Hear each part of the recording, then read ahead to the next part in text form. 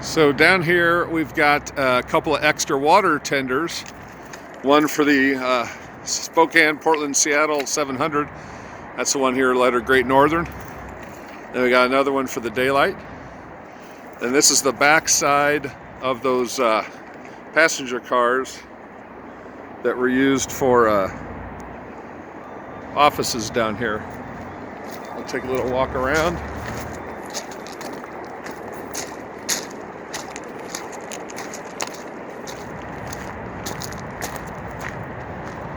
See, that's where I was. And you got an approach, and then you can see how the tracks climb up away. And then that's the back side of the Rail Heritage Center. That's those cars.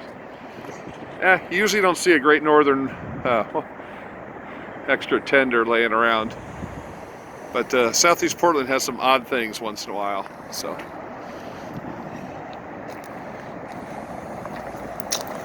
That's about it for here. Well, we got our power moving from where we just were. Of course, when I start driving, that's all right.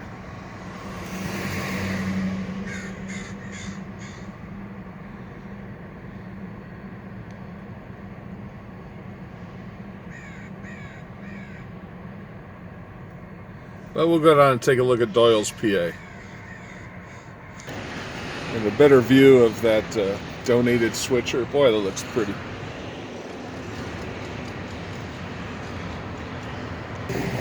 So I know this is down as one of the strangest rail interchanges around. You've got light rail at grade crossing with regular tracks. That's the brewing company here. And then here you have regular rail. And here, Doyle's shining star is ALCO PA 190. I think it used to be, well, I know it was D&H, I think 18. And before that, I think it was Santa Fe 62L. Don't quote me, I'd have to go back and look at my sheet. But inside is the Daylight, the SP 4449. And I think they still have the SP&S 700. It was out for rebuilding and all that. But what a beautiful day. It's just gleaming in the sun. On my layout, I picture it as it came up as a shell from Mexico. Completely beat to hell, but still showing D&H colors. Faded. That was kind of fun to do. But this is kind of a neat area to be. If you're a train buff, as I am, with the streetcar, light rail, heavy rail, roads, all kind of stuff. But yeah, not many places can you go see that. I hope he gets it running. It went to Spencer for the streamliners. It was towed, dead in tow.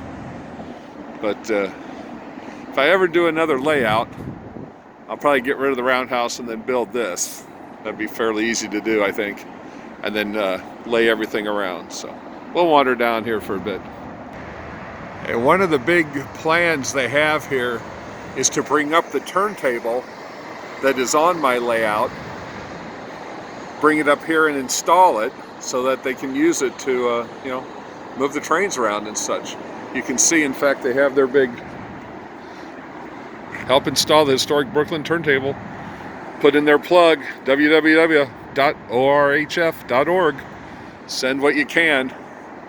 But there's that observation car back there, lots of equipment. But that's not a bad face.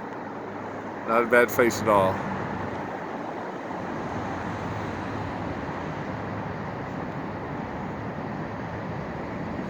There's a streetcar for you folks that enjoy that kind of stuff. They built, they call it the Bridge to Nowhere, a bridge that goes over the Willamette, and it's for bikes, buses, light rail, streetcar, but absolutely no cars. Only in Portland. But anyway, we're gonna go down to Mike's, see what's going on. But can't resist seeing that. Nowhere else in the world can you see that. He did an awful good job. Might be hard with the sun, but just to the right of the closed sign, you should be able to see the front of the daylight, 4449. Well worth coming in to see if you ever get down this way. The 700 in there's all kind of displays for kids and grown-ups. I kind of like sitting out on the turntable a little bit better, but oh well, that's just me. And there's a barely older brother, ALCO. I believe the daylight was 41. I think this one was like 47 maybe, so not a whole lot of difference.